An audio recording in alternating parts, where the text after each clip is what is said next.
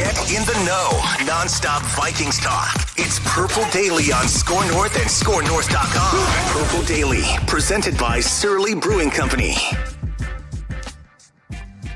Could we be better? Yeah. Could we be worse? Yeah. I mean, we are what we are, and but I like the resiliency of this team. You know, they fight. You know, I felt like there were so many times we should have put the game away today, and we didn't do that. So we still have to get, you know, where we get to the point where we got a team down, we put them away, and we didn't do that today. So that's, you know, something we'll keep talking about, keep working on, and trying to fix. Mike Zimmer, I think we played that clip also earlier this week, but I like it. He really sort of sums up what the Vikings are after 6 games, which is probably should be better. Why aren't we putting teams away? And now they've got 2 weeks to self-scout. There's no self-scouting here. We just keep churning content. There's no time. No. We don't go back and look at the film. We just plow ahead here on Purple Daily. It's true. It's actually very true. Presented by Surly Brewing Company, Phil Mackey, Judd Zolgad, and our executive producer Declan Goff is on vacation, a much-earned vacation this weekend, and so we got our guy Ross Brendel making his Purple Daily debut, pushing buttons, and you can also find his podcast, Minnesota Sports Chat, wherever you find podcasts. So, boys, if you're, I should also thank the audience that's watching us on a TCL TV, because TCL is a huge and I think proud supporter of us. We're proud to have them. And they've got a new lineup of award-winning TVs delivering the most entertainment with stunning resolution at an affordable cost. Enjoy more of the things you love with TCL. And every Thursday, it's our State of the Vikings offense conversation. I've got 4 key offensive stats to give you guys here in a second. But, Judd, we were emailing back and forth last night, just kicking around some different things to talk about on the shows. And I think the question you asked is a good one to open the show with here. When was the last time you felt this good about the Vikings offense? So I was thinking about this last night as I sent you the note, and I thought, and my first inclination was, has it really been that long? Because my first thought was, and by the way, I don't feel as good about this version on how it's being used, but just as far as the pieces and what it's capable of doing, my first thought was 2009.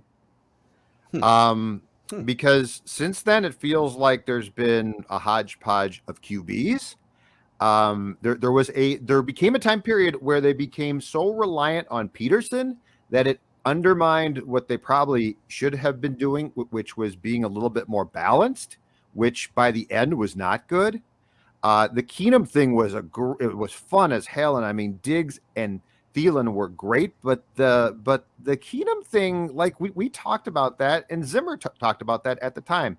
The balloon was always going to pop at some point. Like, you knew it was coming. I never looked at that and thought, okay, they've answered the problem. Case Keenum, let's go. I thought, this is really fun, and it's going to end. You know, Kirk, his first 2 years, certainly not. Not that they were bad, but confident and felt good about it? Not really. So when you look at what they have right now, all right, a hot quarterback who's good, no question about it. In fact, right now he's very good. A backfield with Dalvin Cook, who gets hurt too much, but Madison behind him. So you've got 2 backs now. In my opinion, you've got 2 backs that can start without saying we've got to put Amir Abdullah or Mike Boone in. Oh my God. You've got not 1, not 2, but 3 receivers. The tight end position is not perfect, but it's solid. With Irv Smith Jr., it would be lethal. Yes. Oh, my God. The offensive line is improving like it is. If Darisaw is the guy at left tackle, your tackles are now taken care of long term, which is outstanding. The guards aren't perfect, but again, I don't think that they're train wrecks or even close to being train wrecks on a regular basis. Center position is a concern. But when's the last time that, like, I felt if the gloves were if this offense was allowed to operate with the governor taken off, it's really good. With Irv Smith, it would be outstanding. This sounds crazy, perhaps. I think 2009, and that was driven by Brett Favre, clearly. But I think 2009 is the last time that I felt going into a game this offense is really good. And see, here's where I'm at with this. I like the way that they did things for the most part against Carolina, which is one of the best pass rushing defenses in the NFL. They found a way to throw down the field more often. The protection held up. So a lot of it's situational. Like, if the protection holds up, then the offense is going to be much better. Most offenses would be. But they took more deep shots. I think Kirk was making a concerted effort to target his best players. Justin Jefferson had like 14 targets in that game. Thielen had 13. So I like that. But overall, through the first 6 games, if I'm not just looking at the second half against Carolina where they broke out, if I'm looking at the totality of the first 6 games, I'm actually really underwhelmed and disappointed by this offense. They're 11th in yards per play. Yes. They're 13th in points per game. Yes. And I think that includes a defensive touchdown. The Cowboys, the Bills, and the Buccaneers are all averaging 10 more points per game offensively than the Vikings. The Vikings sit at 24 points per game. The Cowboys are the highest scoring team in the NFL. You'll face them on Sunday Night Football here in a week and a half at 34 points per game. There's 5 teams averaging at least 30. Chiefs, Cardinals, Bucks, Bills, Cowboys. Yep. The Rams are sitting at 20. Well, the Rams are also at 30. They're at 29.8. Yep. So, like, I feel like the Vikings should be averaging an extra touchdown per game based on their weapons, the improvement to the offensive line. Yep. So, like, that's where I'm at. I feel good about the potential of the offense. I don't feel good about the overall output through 6 games. Okay, from a coaching standpoint, you're 1,000% correct. They have underwhelmed, most definitely. So you are correct. My question was based more on, and I probably should have done a better job of explaining this. My question was based more on the personnel and the weapons that you potentially have, because and this is my problem with the coaching. There is no reason why this offense shouldn't be consistently explosive. Like, zero reason why. Yeah. So yes, as far as the execution, I'm with you. I'm underwhelmed. But when's the last time I felt this good about the components that you put on the field?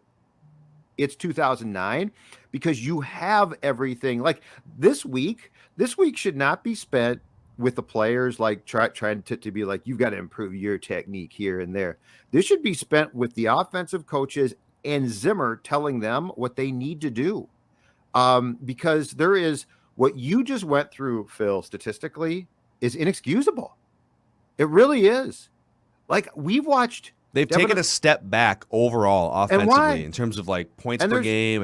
And there's no excuse for it. What we saw, Carolina has faults. And I think that overall they're not good.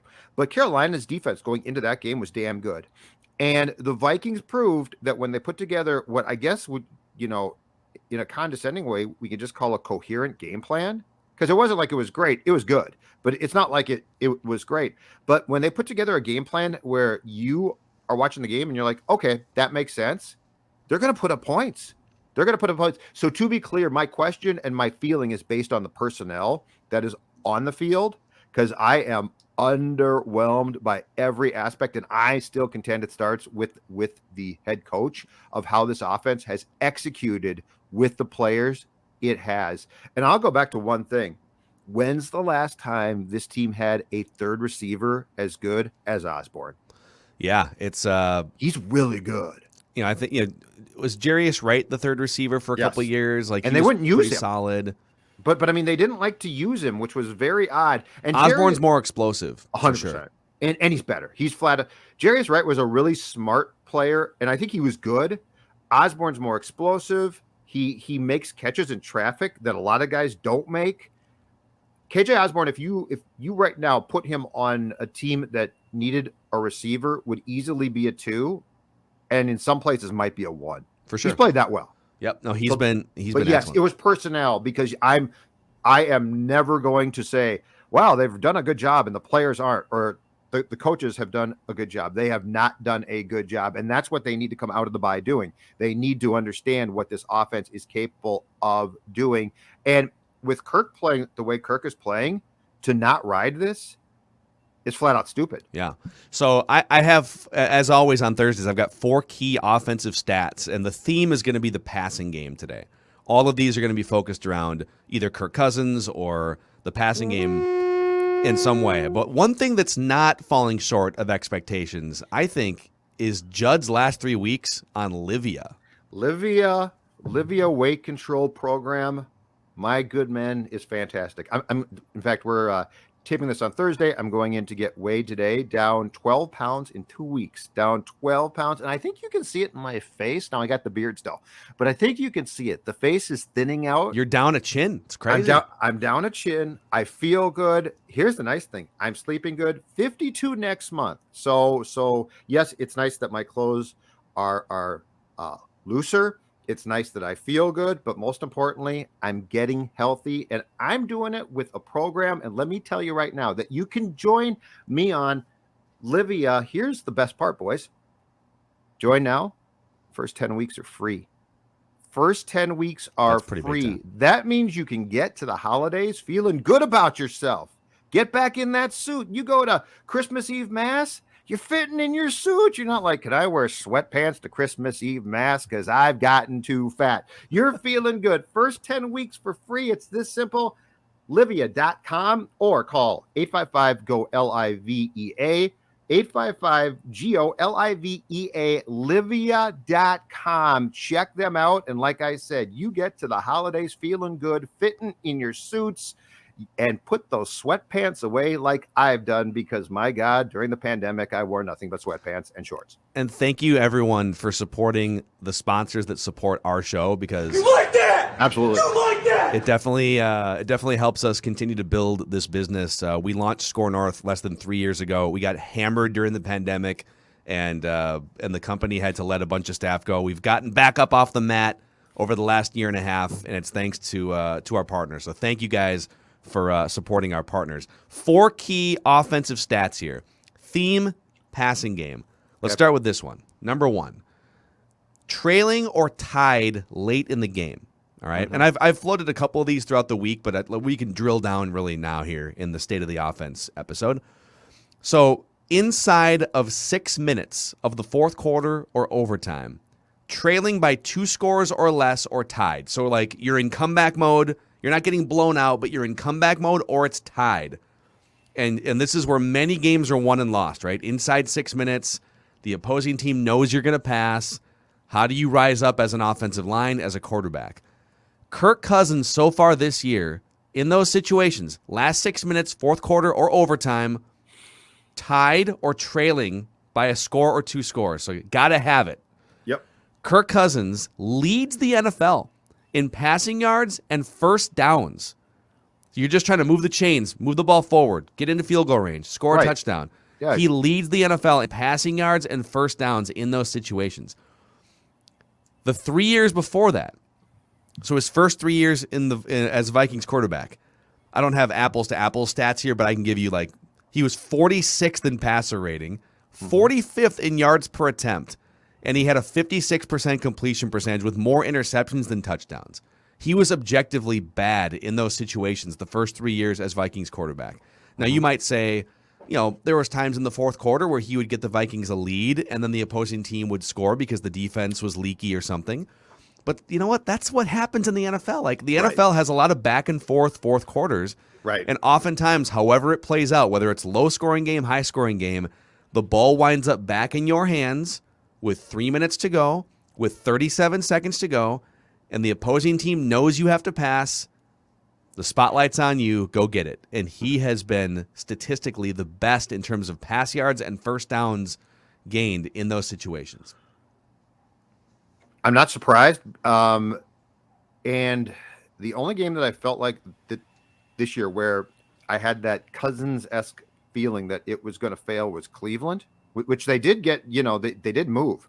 But yeah, and I don't know what exactly has changed mentally. But he now appears to have more of a calmness, and it's not a fire drill, which it seemed to be previously.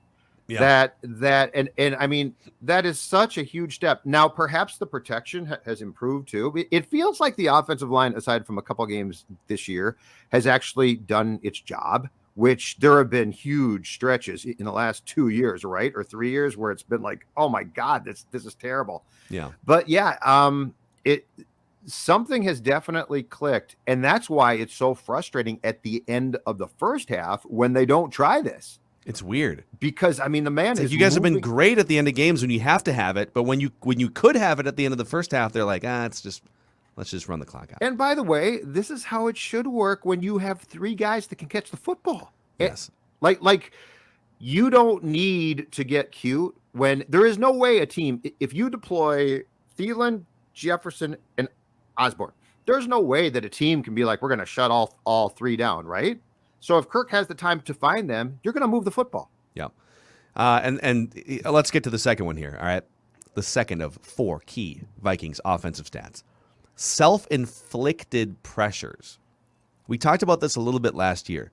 So whenever we think of like a quarterback getting pressured, we always think the offensive line, right? Yeah. It's the offensive line's fault. Well, Pro Football Focus tracks self-inflicted pressures. So if you hang on to the ball too long, or in the case of a lot of mobile quarterbacks, they will just like sort of scramble their way into pressure. Kyler Murray does this a lot, like more than almost any other quarterback. Pat Mahomes does too, where they're using their mobility to keep a play alive, and then an edge rusher comes out and chases them, and it's a pressure, but it's not the offensive line's fault. That quarterback we're like 5 seconds after the snap now, right? So last year, Kirk Cousins was charged with 27 self-inflicted pressures that weren't the offensive line's fault. That was the 7th most in the NFL and the most among non-mobile quarterbacks. The guys above him were Josh Allen, Russell Wilson, Kyler Murray, the guys, Lamar Jackson, that would keep plays alive and welcome pressure that way. Mm-hmm. So 27 self-induced pressures by Cousins for holding onto the ball too long last year. This year, 2. Only 2 in 6 games. Ball's coming out. Yes, and that's is the offensive line a little bit better? So he's he feels like he maybe has time to survey whatever, but like he is getting rid of the ball quicker, objectively, Yep. and he's not doing the thing where oh my God, I'm going to sit here and play patty cake and get strip sacked. Like the ball is out more often this year. That's a really interesting number. I think my main question off of all these Kirk stats is this: what got him past the Kirk September struggles? Because Kirktober is great. Like that guy's good. It got off to a slow start though. Kirktober against the Browns was not. Yeah, no, but I'm saying that's a game where where the entire team was not great. But Kirk did not have the September that was terrible, and it feels like I'd love to go behind the scenes to see like what's transpired here, because it feels like we skipped that first step of, oh my God, this guy looks terrible, right? He's holding the ball too long. He's fumbling.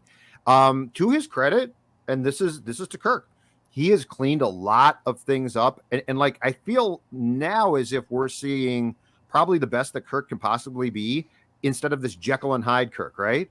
Oh, terrible month. But now he's the NFC Offensive Player of the Month for October. So it's an interesting conversation that we sort of skipped that step and there was an immediate confidence. And I wonder, Phil, because this is important to Kirk, I think, I wonder if it's not an immediate defiance as well. I always felt that Kirktober was the result of Kirktember being so bad, and then fans and like being like, oh man, this guy's not good. Like it's not working. And then he'd be like, I'll show you. It almost feels like that chip on his shoulder and defiance has been there since week 1, which is a great thing. But it's just it's like he's doing things now the way that he should. And if some of that has to come from him, like it can't all be coaching. And I just don't think the offensive play calling's been great. And he's still done a fantastic job at times of overcoming that. Yeah. Well, he did, very famously this offseason, he said, I went back and watched all of my previous games. I've never sat down and like done that full review. And you know what he probably saw? A lot of skittish play late in games. Yep. He probably saw a lot of self-inflicted pressures where he's got to get rid of the ball quicker. Like those things have been cleaned up in the first 6 games. He's a different dude with these first 2 things, that the self-inflicted pressures and the late game poise. The late fourth quarter drive that it ended with the Joseph miss when Darisaw got beat for the only time in that game Sunday. And the guy went for the strip sack and missed, and then he missed Kirk. That is as un-Cousins-like as I've seen. Mm-hmm. Like he not only protected the ball, he escaped. And if I'm not mistaken, that was like a second down play or a third down play. He would have lost huge yards. They almost certainly are dead at that point. These are things that like you can point to specific plays that are different. Mm-hmm. All right, the third one is play action. So historically, Kirk has been one of the best quarterbacks in the NFL play action, and he's been fine when they don't run play action, but there's always been a pretty big gap. Like when you run play action, that's his wheelhouse. When you don't, it can get a little skittish sometimes. So Cousins and the Vikings, I'm going to lump the whole offense in one here, passing game, actually have a better passer rating on non-play action passes so far this year than on play action. So they have a 106 passer rating as a unit, and Kirk leading that unit, without play action, and a 104 rating with play action. And interestingly, they rank just 15th in total play action attempts. So they're not running a ton of play action relative to the rest of the league. Yeah. Kind of mid-pack. Yep. And they're actually slightly better without play action. What do you make of that? I make of it that I'd like to see a little bit more play action when they get back from the bye, but I think it again speaks to the fact that Kirk is getting the ball out.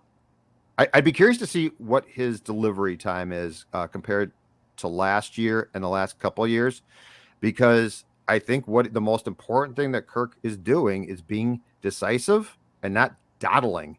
And the play action thing that I would like is I think that would be an effective way to go deep. Like those, as we saw against Panthers, those deep shots are there. Like they are there. It feels like the Vikings have gone away from them a bit, at least in the first 5 games. Game 6, they certainly did it a little bit more. But I make of it overall that I really think that one of the most important improvements in Cousins' game is the fact he is delivering the ball and being decisive and not allowing himself as much to get into trouble.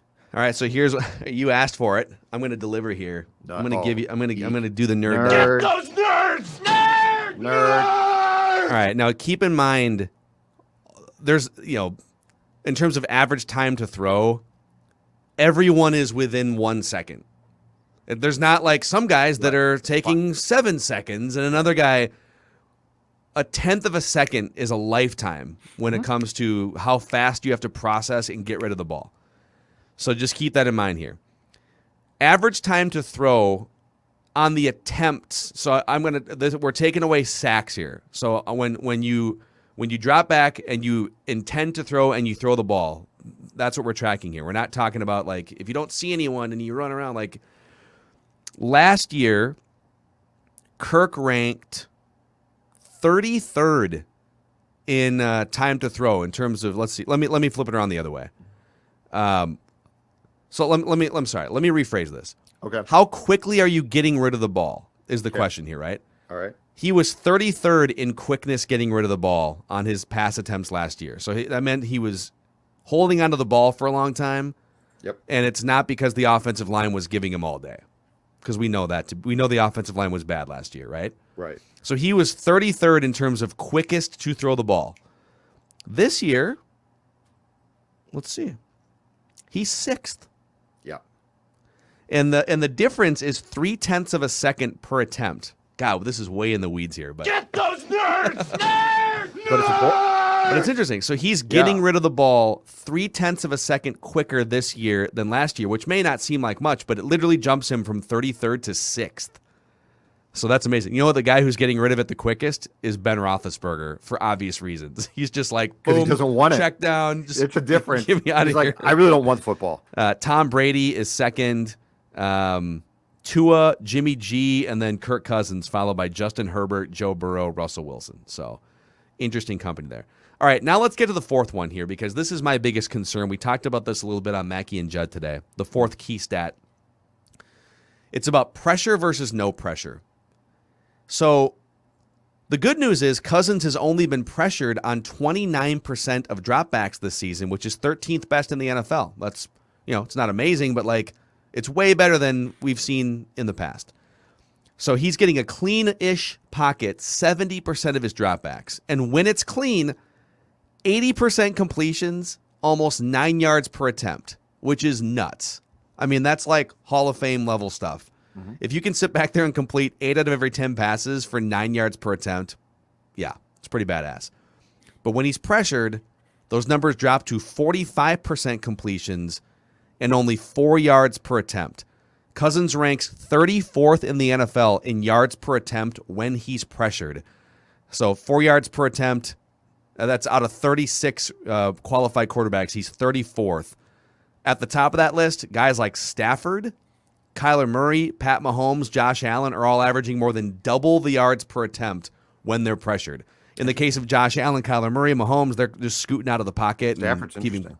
And Stafford's just, I think, better than people thought. He was with the Lions for a long time, and now he's with a real offense and coach. So my concern and my gripe here is that, when you're the second highest cap hit in the NFL, and to me, it's not enough to just avoid blame for losses. You need to be the reason why your team wins on a consistent basis. And he's been great late in games. And so I want to give him that. And he's bailed the Vikings out and probably saved Mike Zimmer's job a couple of times. But ultimately, you're not going to go deep in the playoffs by just avoiding defensive pressure. There's going to be games where they're getting after you and you got to figure it out. Right. And he's been bad when pressured. So I would keep an eye on that the rest of the year. And I guess my question would be this: is that one statistic that's ever going to improve for Kirk? Because I don't know. I mean, But if Stafford can be great, and if Brady can be, for the most biggest chunks of his career. Yeah, but Brady is Brady. Well, Cousins isn't Brady. So and Stafford has, I'll say this for him. He has in my opinion, he has sort of a different skill set than Kirk. He probably doesn't do some things certainly as well as Kirk, but he does some things like this better. He's also used to pressure. So he's probably like, Rams pressure is nothing. You should have seen my life at Ford Field. But, the thing with Kirk that strikes me about that statistic is this. That's one area where, for lack of a better term, I think Kirk just needs to be tricked up. I don't think there's any way to redo that one and be like, Kirk, when there's pressure, you got to improve. That's why you roll Kirk out, because Kirk doesn't do really well under pressure when he's forced to improvise and take off. But if you have a plan and it's planned, he's really good at that. So there are some areas here where flat out coaching is going to have to save Kirk. And I think that's one. But the delivery of the ball and that timing thing to me is a huge step. Yeah. If the last step that you just gave is damning to a certain degree, the delivery time of the football is a really, really important step for a guy who's 10 years in, 33, correct? To improve that much on getting rid of the football is a huge positive. Yeah. So those are your 4 key Vikings offensive stats focused on the passing game. Just some interesting stuff there. And there's definitely room to score more points coming out of the bye. And that Dallas game is going to be an absolute blast. Before we get to random Viking of the week here, let's cheers to a Surly Furious, Judd Zolgad.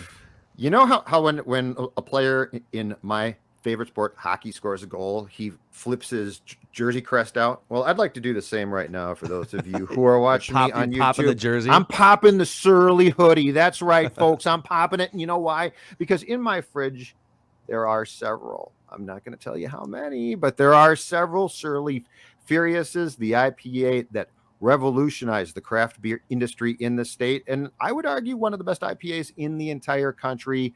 If you've tried it out, thank you. If you have not, try it. All of these Surly brands are great. The Oktoberfest is out right now, and I'm going to tell you boys, Roscoe, you might want to get some. It's pretty doggone good.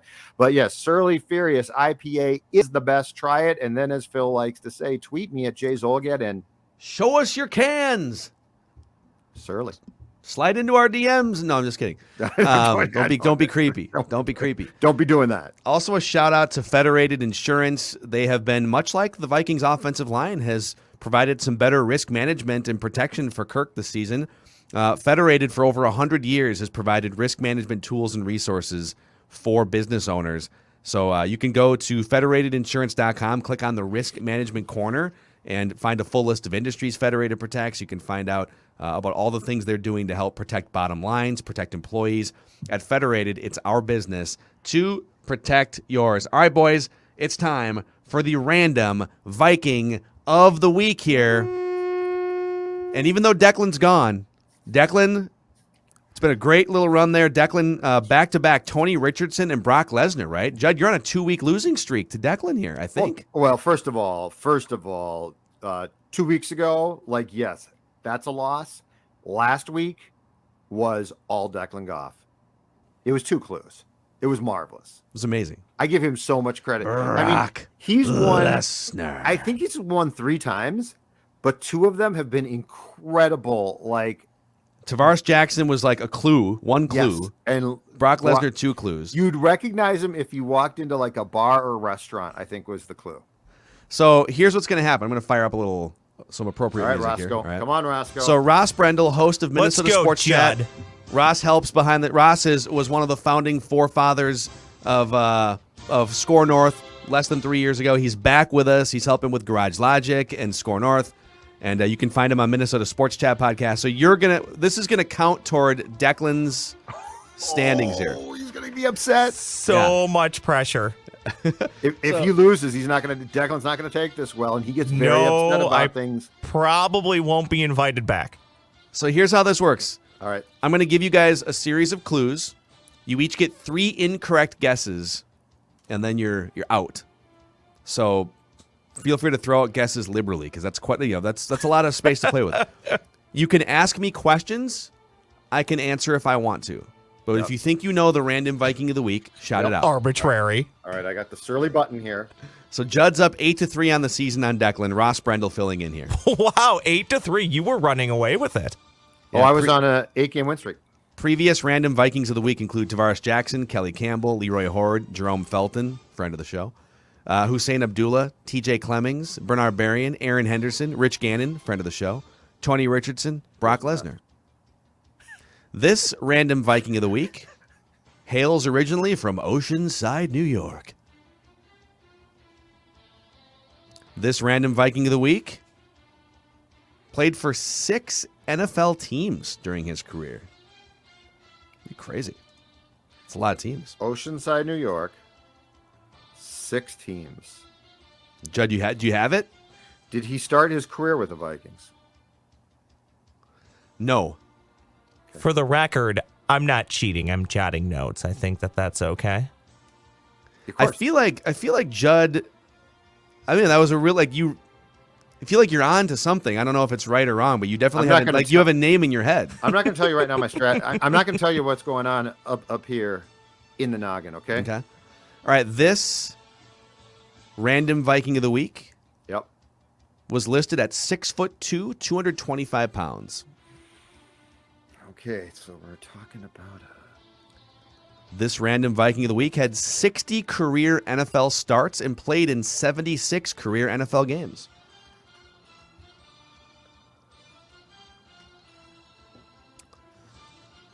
This random Viking of the week ran for 854 yards in his career. All right, I'll wait. 6 teams though. 6 teams is what's throwing me Eight, off. 8. Did you say 854? Yeah. Yes. Well, I mean, what? But I'm thinking this through. Okay. I'm going to go with 1. Okay. Okay, Ross. Matt Asiata. Matt Asiata is incorrect. Ross Ross has 1 guess off the board. You got to buzz him when he. I know, but I have 1 button bar and I'm playing music off 1 and I can't. It's on a different page. Well, why don't you get 2 button bars? All right, this random Viking of the week played a different professional sport after his NFL career was over. A different professional sport? Mm-hmm. Do we consider wrestling to be a different professional sport? It wasn't wrestling. Okay. But yes, we would 100% consider that to be a professional sport on this show. Of course you would. Of course you would. What am I saying? All right, this random Viking of the week. I'm trying to think of which clues to give you here. This random Viking of the week was the de facto heir apparent to one of the greatest players of all time. He directly replaced this player. And he rushed for 854 yards and played for 6 teams. He's from Oceanside, New York. One of the greatest players of all time. He's not one of the greatest players of all time. No. He replaced one of the greatest. He players replaced of all time. one of the greatest of all time. No. I got that, but I'm trying to think positionally of This random Viking of the week played for Dennis Green in no particular order. Played for Dennis Green, Tom Coughlin, Ray Rhodes, Herm Edwards, and even Dave Wanstead. A lot of big name marquee coaches he's played for. and he ran for 854 yards. This random Viking of the week was an Ivy League guy. He was actually the Ivy Bowl MVP in 1994.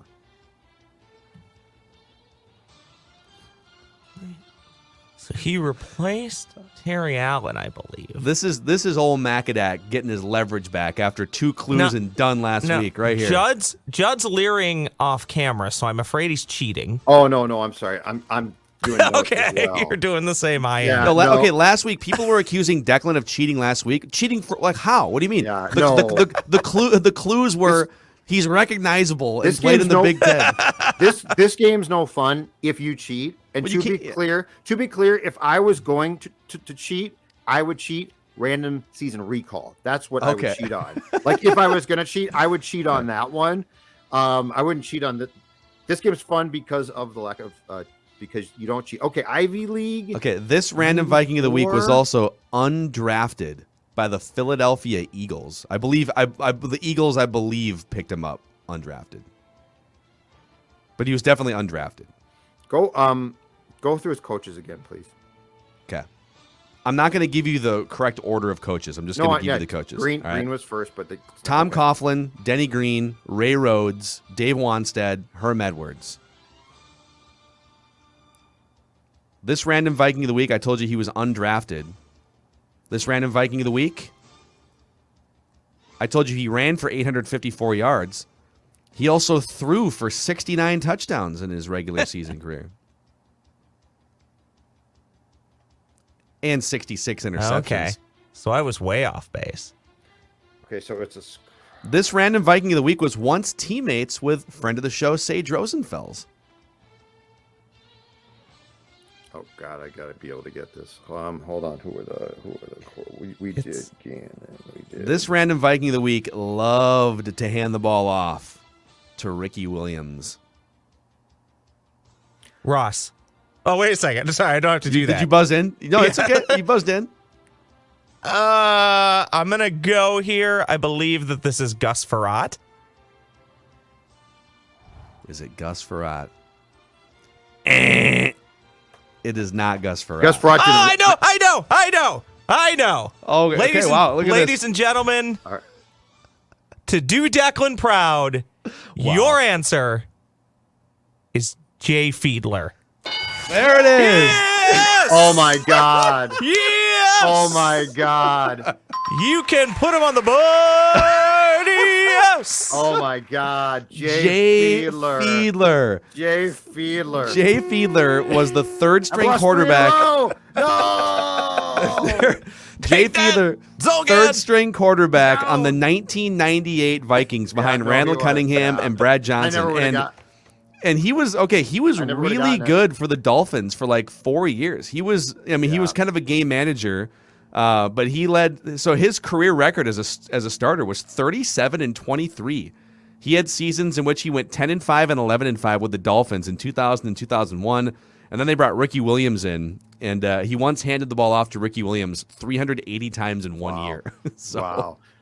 I had amazing. forgotten about him completely. You know what? I just wasn't thinking along those lines. Dude, So, Ross Brendel. How about that? 3-game Thank win you. streak for Thank Declan. After I reeled off 8 consecutive, I got to go back to the drawing board. Amazing There work might be there. changes. Are you getting Dude, there nervous? might have to be. 8-0 lead, and now you're down. Is it 8-1. Was it? It was 8-1. Okay. Declan was- took a 1-0 lead. The Judd rolled off 8 It was in a row. 8 to, yeah. I This got to is- be honest. I just wasn't going to get that one. I wasn't in the proper headspace. I just wasn't. I wasn't would have in the right had headspace it. for Jay Fiedler. I just wasn't. Sorry. I would have had it after one clue, even quicker than Declan. if you would have said biggest ears in NFL history. He did have, yeah, he had the Andrew Siciliano. He definitely could hear a pin drop from the other side of the practice field. So he ran for almost 1,000 yards in his NFL career. Yeah, Crazy. Somehow. Yeah, he ran for, let me see here. So he Hilarious. was pretty mobile, man. In 2000 and 2001, he averaged about 300 yards per game. He had 4 rushing touchdowns in 2001. Averaged 4.5, 5 yards a carry. Jay Fiedler, the random Viking. Yeah, that wasn't happening for me. That wasn't happening for me. Back to the drawing board. Easily correctable. Got to watch the film, okay? So that is your State of the Offense episode here, edition of Purple Daily, presented by Surly Brewing Company. This is Daily Vikings Entertainment. We just want the Vikings to win a Super Bowl before we die. That's our only goal here. We raise the bar, raise the expectations. Obviously, no Vikings game this weekend, but we are still pumping out daily Purple Daily episodes. So check them out. If you're watching on YouTube, click subscribe and click the like button so we can spread the word about the show. Go tell your Vikings fan friends that we exist, and we'll see you guys tomorrow on Purple Daily.